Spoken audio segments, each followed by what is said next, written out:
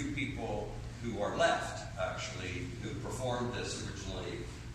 And I put this up on the wall just so you can take a look. This is me.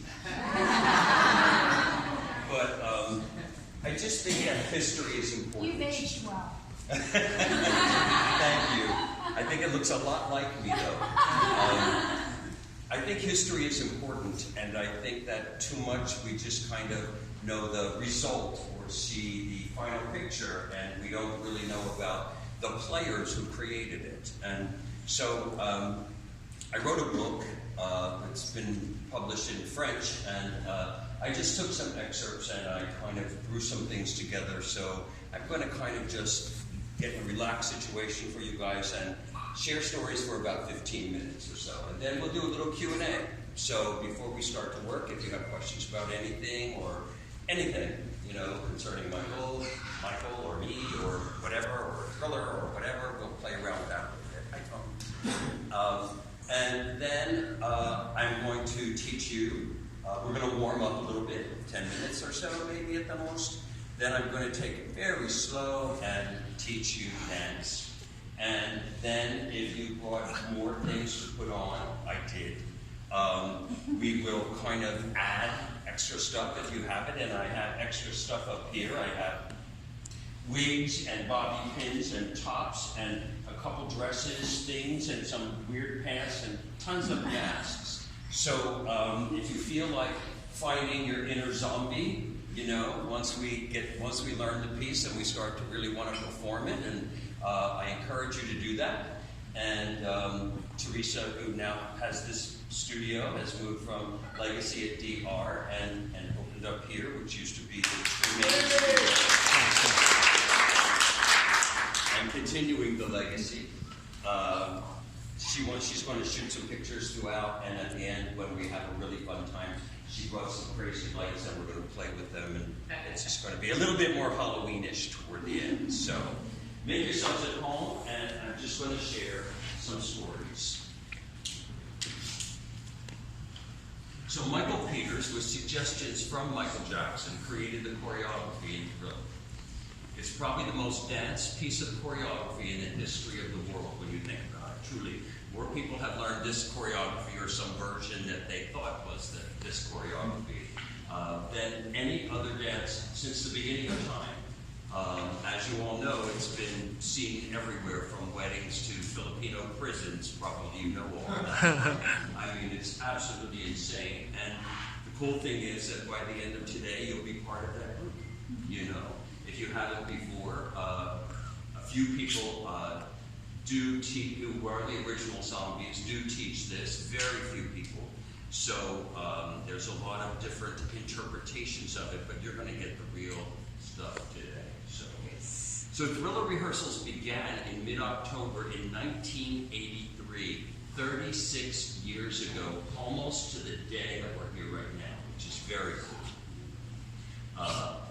So I'm going to tell you about myself for a little bit first and connect all the dots. So I began dancing at 24. I had studied to be an actor, and I got a degree, Bachelor of Arts in Acting and Directing from a school called Dickinson in Central Pennsylvania. And after that, I acted at Society Playhouse in Philadelphia, but I never really danced. I mean, I danced at high school dances. This is a friend of mine from high school, actually, at Shelley, and I danced at high school dances, and everybody danced at events like baptisms and weddings and stuff like that. But other than that, I never had any dance training. So I moved outside, where I was outside of Philly, to Tucson, Arizona, and I stumbled into a ballet class one day for exercise. Because I was always in the theater, I just never did anything other than acting. I was just never physical. So after a few classes, I was hooked. It was this, you know, endorphin-filled drug that runs through your body when you exercise like that, and it was absolutely incredible for me. And I decided that it was something that I wanted to really do with my life. But I knew that if I wanted to do it, I really had to change, because honest to God, when I started, my body was like this. My second position, which is that stretch position, was like about this right here. And touching my toes was like this. So I walked around with with a broomstick under my arms everywhere I went. I had a backpack that had a telephone book in it, so when I got any place, I put the telephone book down and I could sit on the telephone book and stretch into second position. And I carried a Pepsi bottle that was filled with sand, so anytime I stopped, I took my shoes off and rolled my feet over that thing that kind of developed an arch, which I had none of. So I continued to train while I was in Tucson, and I took little trips out here. And one of the people that I studied with specifically was the man who used to own this studio, Joe Tremaine. He was in another studio down the street, and I would come in and study with him, and it was full of energy and joy and sweat and a lot of head rolls at the time. That was a big thing. Did a lot of head rolls, right? Maria came in a little later. I don't know what he's talking about. She got a little head roll. You see what happened to her? Look. That's what happens. And I studied with a husband and wife team named Bill and Jackie Landrum. And they were amazing people. And they were the first people to kind of put together a variety of dance genres into one form that now is something that we call contemporary. They put together gram and jazz and funk and a little ballroom and ballet and a lot of Vegas, and it all wound up being a very strange mix, but I really enjoyed it. So I knew that if I wanted to be a dancer, I had to come out here. I needed to get out of Tucson. So one January, I moved out here. I had $2,002 in my pocket, and I met a wonderful guy and a girl. She was a working girl, and she had 2 French poodles, and the guy was a black Vietnam vet, and he was a screaming queen. And the 2 of them lived together in a little one-room hotel, one-room in a little apartment in Hollywood. And they were kind enough to give me a little patch of the living room, and I slept there with my sleeping bag and my duffel bag for the first 9 months in LA. I auditioned for 1,000 things. For 9 months, I got nothing. And I had made a promise to myself that if I didn't get to work as a dancer, I was going to quit and I was going to find something else to do. I hadn't eaten in 2 days. A friend took me to a restaurant that used to be on Melrose called Cafe Figaro. And I had lunch, and there was a sign that said waiters wanted. And I thought, okay, this is fate. I'm supposed to give up dancing. So I went to apply. They said I had to come back at 5 o'clock to meet the manager. I thought, I'll go take my last dance class. So I went to take my last dance class. It was with the Landrums at Cornet Studios on La Cienega Boulevard. And in the middle of class, I got a man came in who ran the studios, and he said, "Is Vincent Paterson here? A phone call." And I was really nervous. I thought something happened to somebody in my family. And I picked up the phone, and it was a choreographer named Joe Bennett. And he said, "Hey, my name is Joe Bennett. I'm a choreographer. I'm looking for one more guy for a television show with Dick Van Dyke, and can I come and watch you in class?" And I said, "Please." He came and watched me in class for about 20 minutes and pulled me out of the room and gave me my first job. So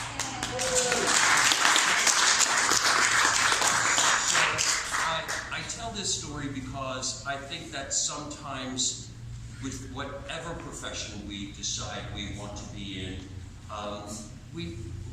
we have to put ourselves on the line sometimes, you know, and really challenge ourselves to see if we are going down the path that is correct for us, and learn from it and listen to those people that you love and get support and get perspective, you know.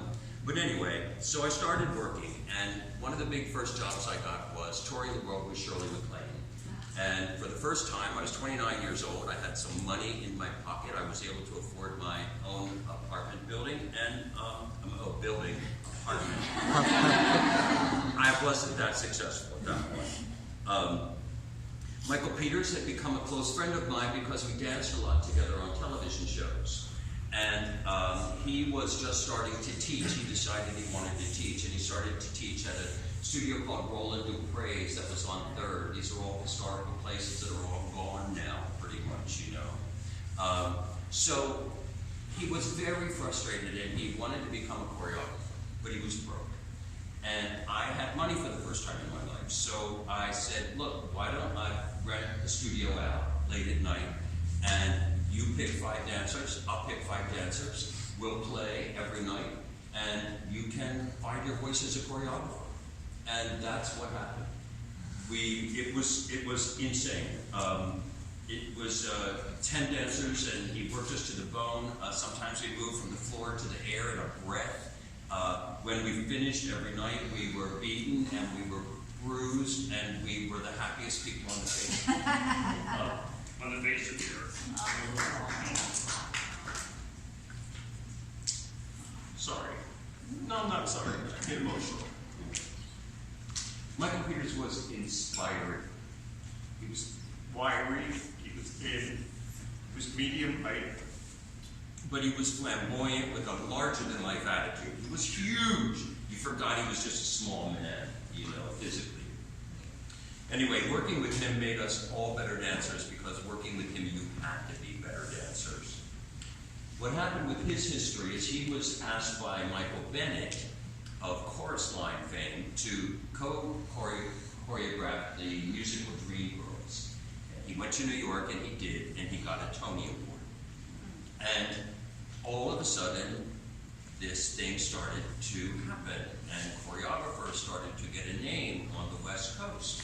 So here was the first West Coast person who had gone to the East Coast and actually gotten a Tony Award. It was quite a big thing. And he was black. It was double. So Bob Giraldi, who was a big commercial director back in New York, was asked by Michael Jackson to direct Beat It. So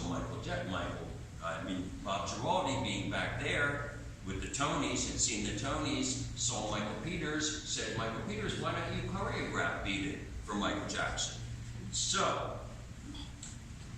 Michael Peters met with Bob Giraldi and Michael Jackson and came running to my house afterwards, and he was just on fire. He said, it's going to be about gangs. It's called Beat It. It's going to be about gangs. And Michael told Bob Giraldi that he wants LA's rival gangs, the Crips and the Bloods, to be in it. And Michael Jackson wants this to be like a short film. And I want you in it. But Michael Jackson wants to okay all the dancers, so you're going to have to audition. But he's going to love you, doll. So I really needed to get this gig. I mean, it meant so much to me. And having worked with Michael Peters as his assistant in class, I mean, if I hadn't gotten it, I probably would have killed myself or something. But anyway, but I did have to audition. Well, there were about, at that time, it was back in 1982 or 3, I think, there were about 100 guys only for, a handful of parts. And the actor in me decided that going to the audition, I wasn't going to wear what all the other guys were going to wear. Everybody else wore kind of very bright, skin-tight tank top, and very bright, skin-tight jazz pants, and leg warmers, and little black jazz shoes. And I came in jeans and basically the same exact clothes that I wear in the video, because they said bring what you wore to the audition. So if you ever see Beat It again, you'll see what I wore to the audition. I let my beard grow a couple days, I put an earring in my ear, and I came to the audition, and I stood out like a good sore thumb. Everybody else looked very different than me. The fun part was that I knew Michael Peters worked so fast that he could throw it out. I could pick it up like that. Bam, bam, bam, bam, bam. So I had that edge of knowing choreography as well as having a look that fit right like I stepped into the video. So we all worked hard, and after that we left. They didn't tell anybody who got it or who didn't, and we were all scared to death. But a few hours later, Michael Peters called me, and he wouldn't say anything over the phone. He said I had to come over to his apartment, so I did, and he was sitting there with just this kind of little grin and smile on his face, and I said, well, come on, tell me, come on, He said, well, doll, you worked it, Miss Day. You worked it, You got the gig, and I'm going to be in the video too, and you and I are going to be rival gang leaders. Oh, wow. We wound up jumping around his apartment like 6-year-olds at Christmas morning or something, and we were just out of our minds. So, rehearsals for Beat It took place at Debbie Reynolds, and there was a beautiful dancer who was passed on as well, named Frances Morgan, and she and I were Michael Peters' assistants. And we had a great time putting it together. And you know, there's just that one little piece at the end, really, in Beat It, the dance that Michael Jackson unites the two gangs together in a kind of a male dance of peace, so to speak, you know. The next day, Michael Jackson joined us. And even though he had been successful as kind of the front man for the Jackson 5, well, he was really quiet and childlike, and he had no pretension at all. First, he complimented Michael Paterson on the choreography, and when we all four started to dance together, I couldn't believe how self-conscious he was. He was very nervous, and it was like he was in this little tiny box, and he didn't really say much. But Michael and Francis and I loved to laugh a lot at rehearsals, and so we just started laughing and breaking him up and giving him a little push and kind of moving his body around and making him relax and have a good time. And then he started laughing, and it wound up being incredible. And the next day, Michael Peters and Francis and I worked with the rest of the guys, and then when MJ joined us, the picture became really complete. And his shyness disappeared, and he morphed into the leader of actually the first group of male dancers to dance heavy, hot, male testosterone movement on MTV and change the face of male dancing. Change the face of male dancing. We filmed Beat It over two nights in downtown LA near Skid Row.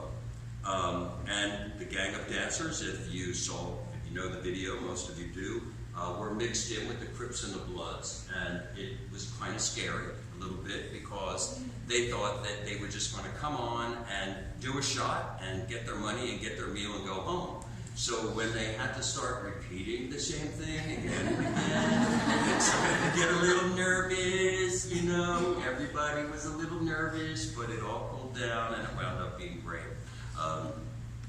But it was the first time that we had never shot a music video, so this was all brand new stuff to all of us, and it was like making a little mini film.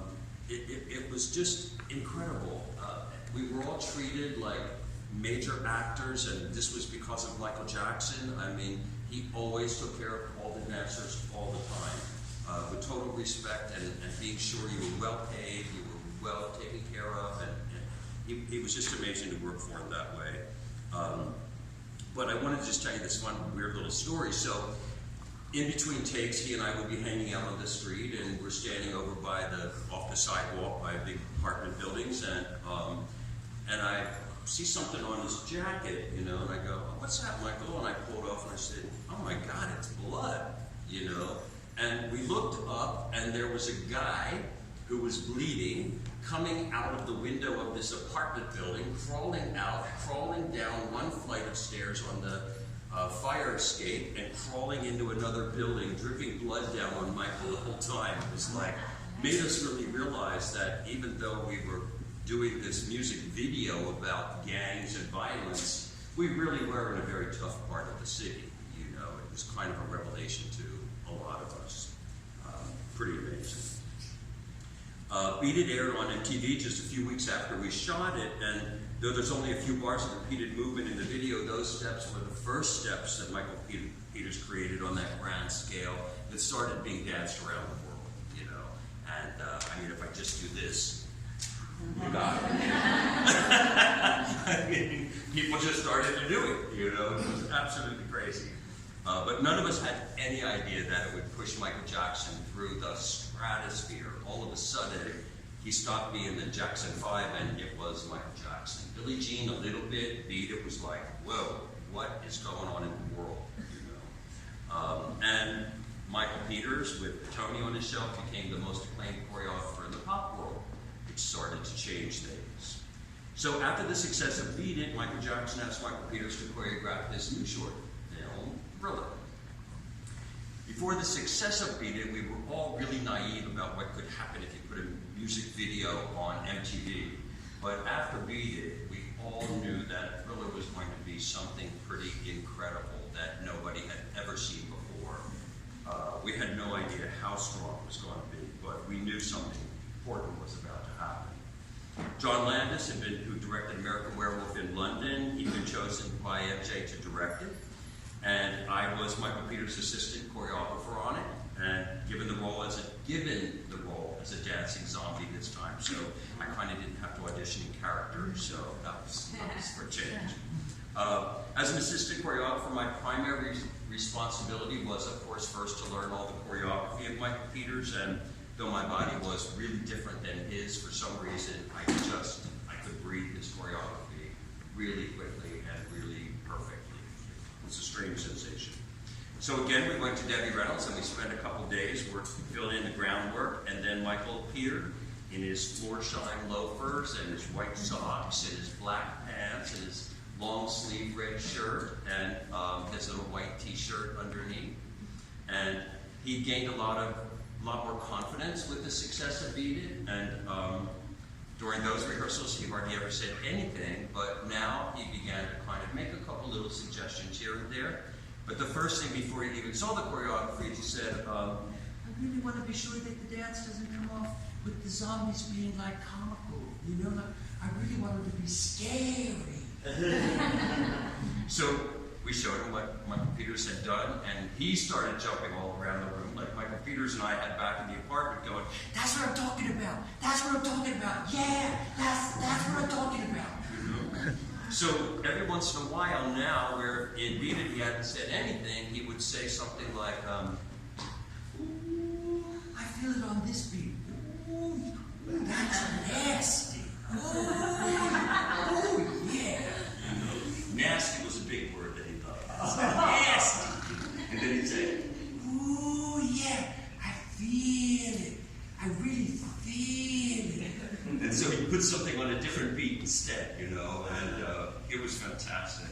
On the second day we had a rehearsal, he came in with full monster makeup on. And this was the way he worked, you know.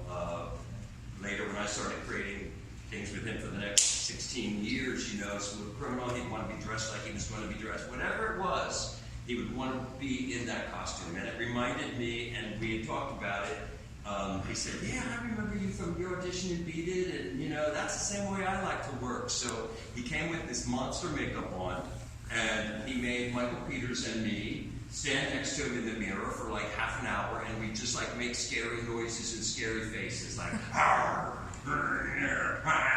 like half an hour. It was crazy. Just crazy.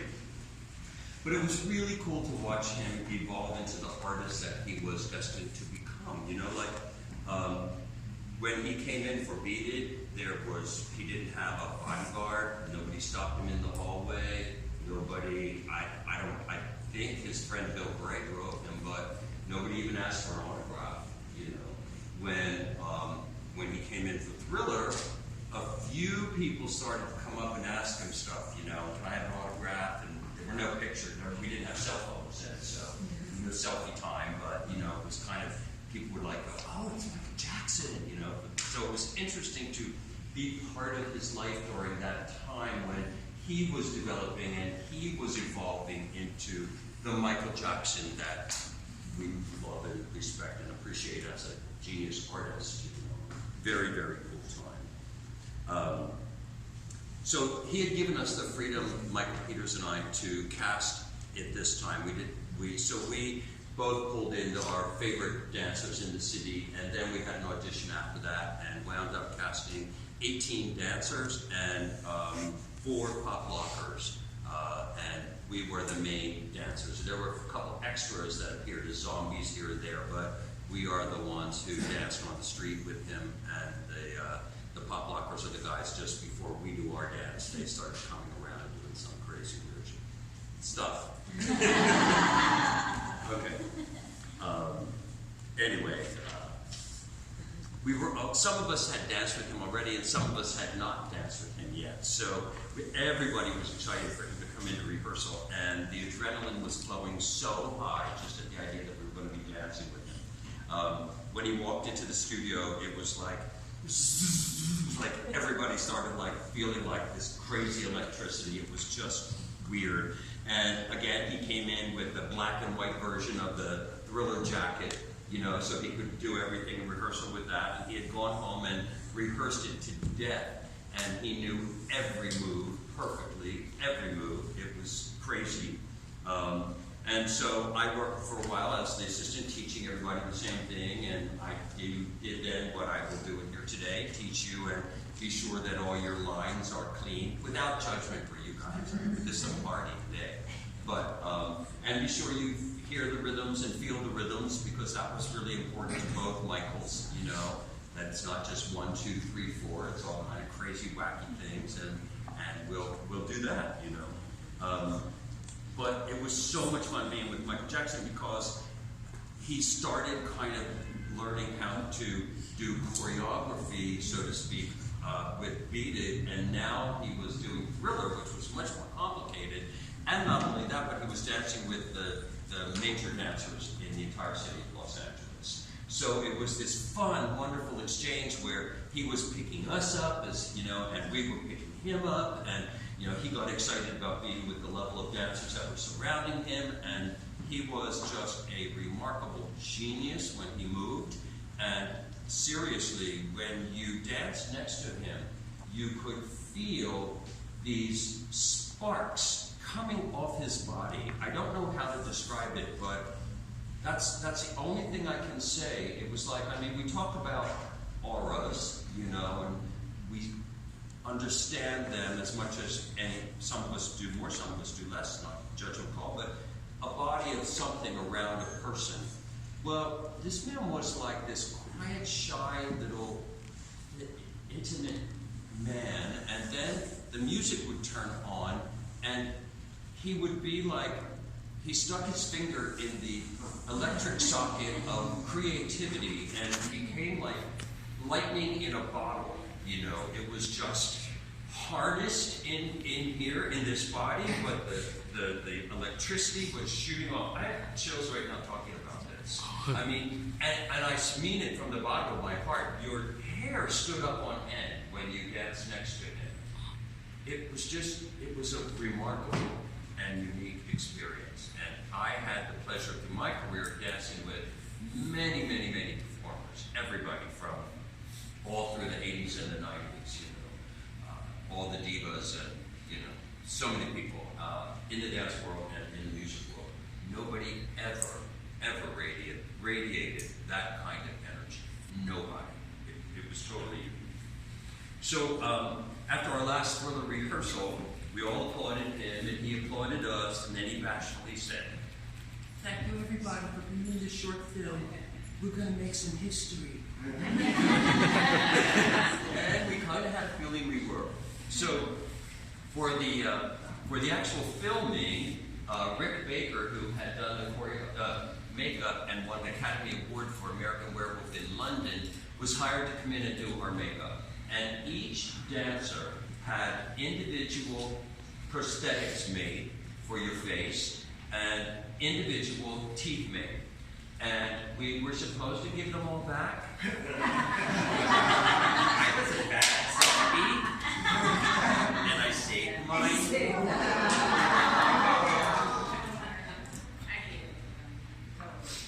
These are my zombie teeth.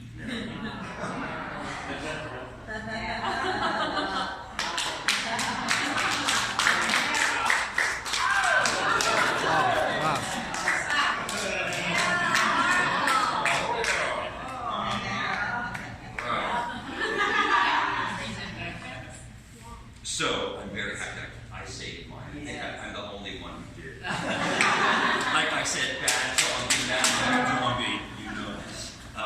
But we shot that Thriller dance sequence downtown again by Union Pacific Avenue in South Calzona in East LA. It was freezing cold. It was the end of October, beginning of November. And we began shooting after midnight. And they took often the breath out of the pictures. I don't know why, but we remember, all of us, that every time we were dancing, the breath was just coming out. You could see it, and it was extra cold because they watered the streets down so that it would look more magical and eerie. So you're dancing in wet, well, everything is wet, and you're in all this makeup and all these clothes and sweating on top of it, and then freezing cold.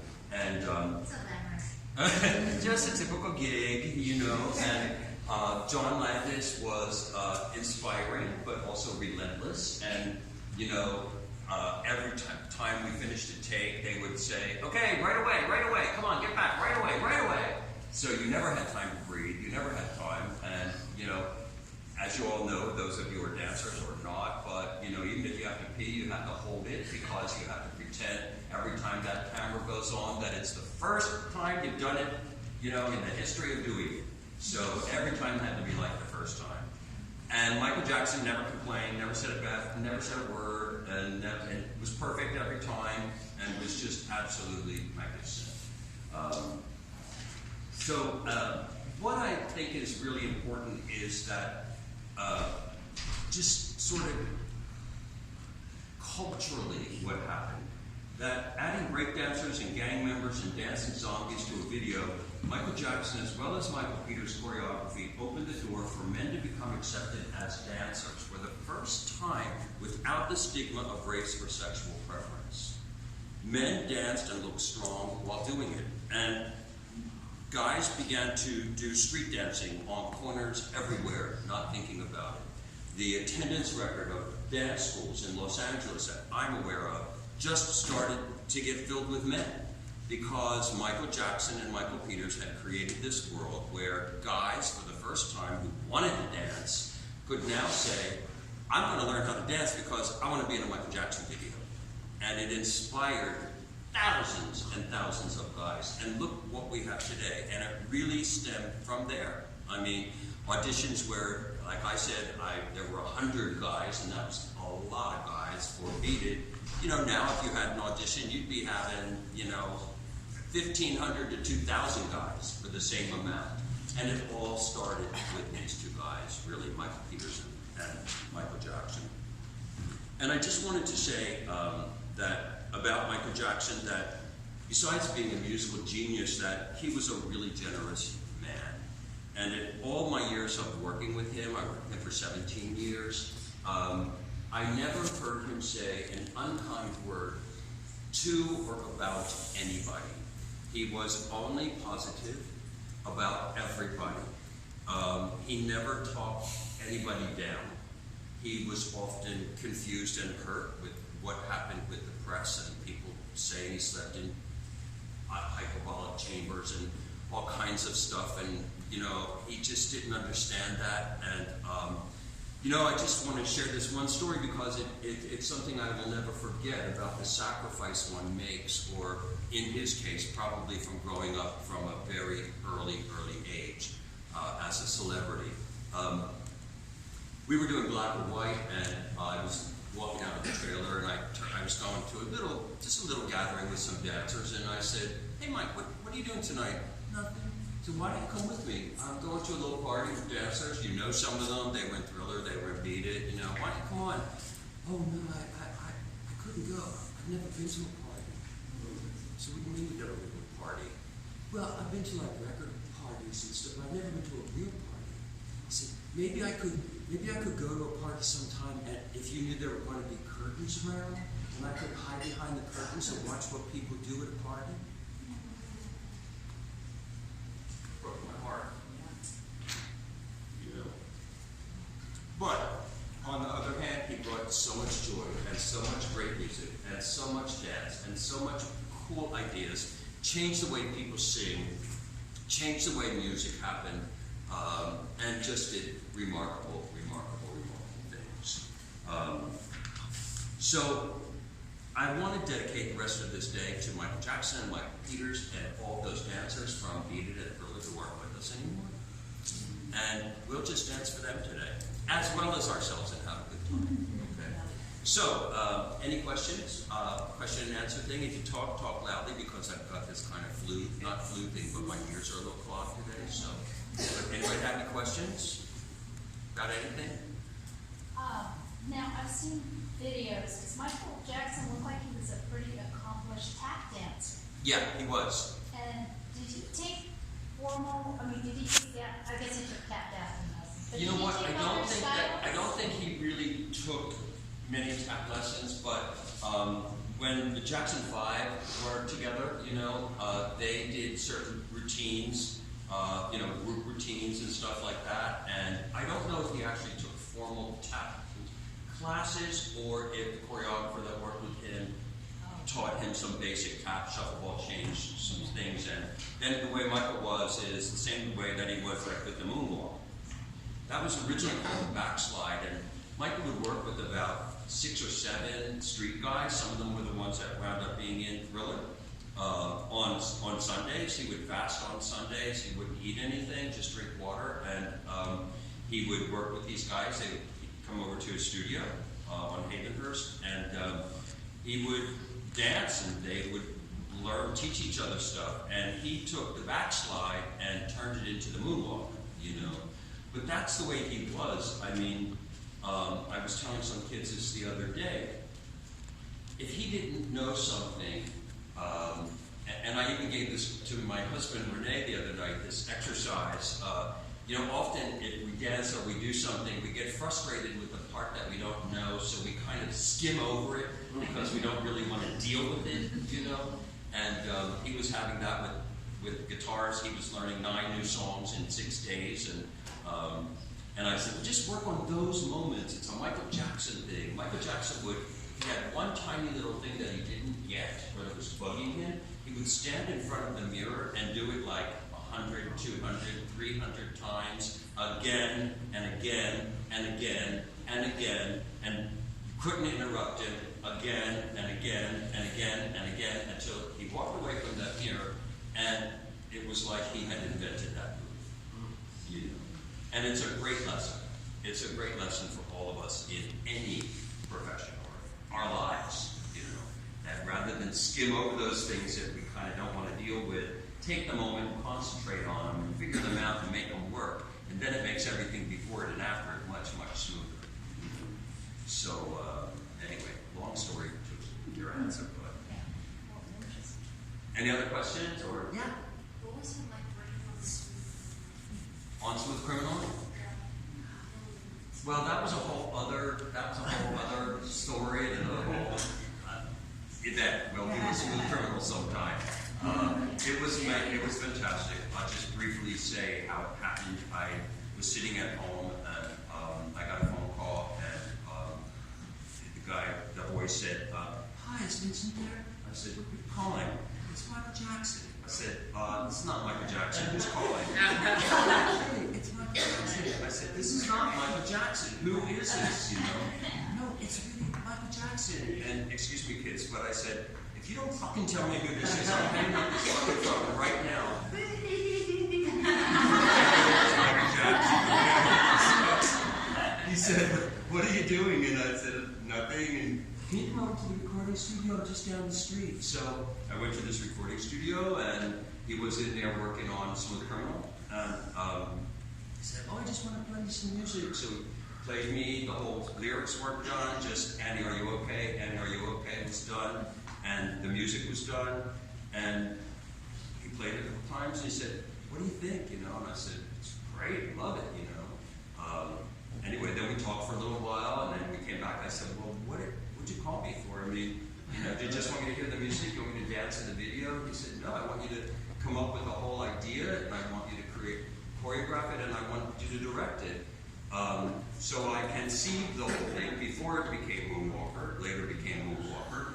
Wedged the Smooth Criminal into that. And I didn't get to direct it eventually because it became a SAG film, and I wasn't a director. I wasn't a union director, so a wonderful man named Colin Chilvers came in. He had done Superman, and he directed it, but very kind to me, and I had already recorded everything and taken it to Michael, and we had the whole thing pieced together, and I just shared that with Colin, and that's how the piece eventually happened, but that's another whole life. That's another whole story. But